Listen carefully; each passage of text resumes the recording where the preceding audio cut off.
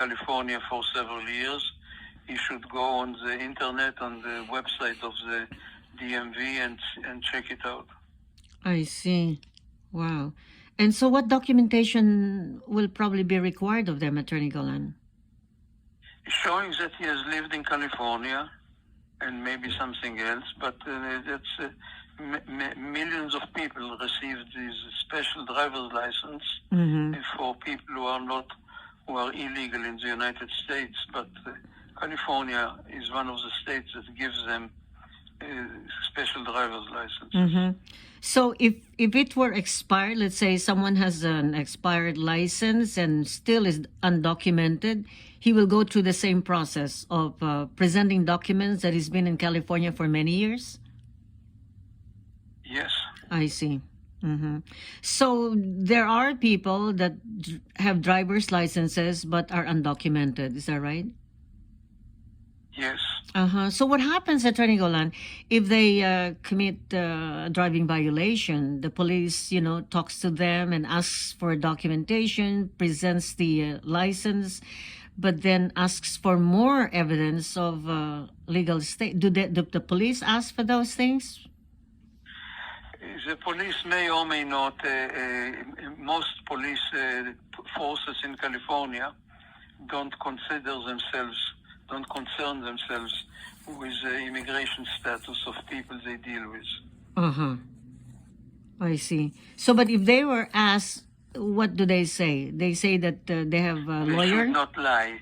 They should not lie. They should not lie. Lying in this matter is useless and maybe may have negative implications for the future. So, do you think there's a possibility of an arrest if they say they're undocumented or illegally staying in the United States but has a driver's license?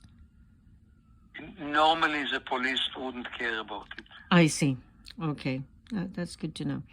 So, in terms of application process, this individual is asking if his past record of drug use can be a negative factor in approval of his application to become a green card holder.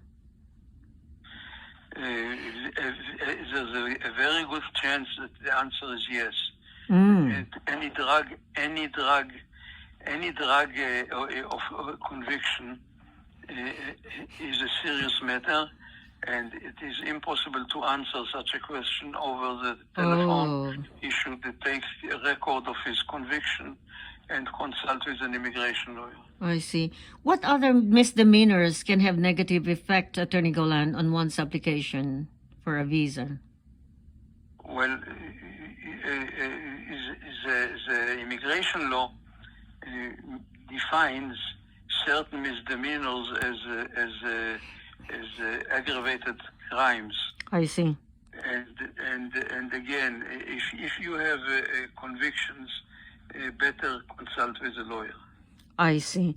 And also, it would be best to always reveal that information, right? I mean, with the advice of the lawyer, of course, because if they file the applications themselves and on their own and omit that particular question and does not answer it truthfully, how will the immigration know that it was truthful or not? A person like this should be deported, not for the convictions, but for stupidity.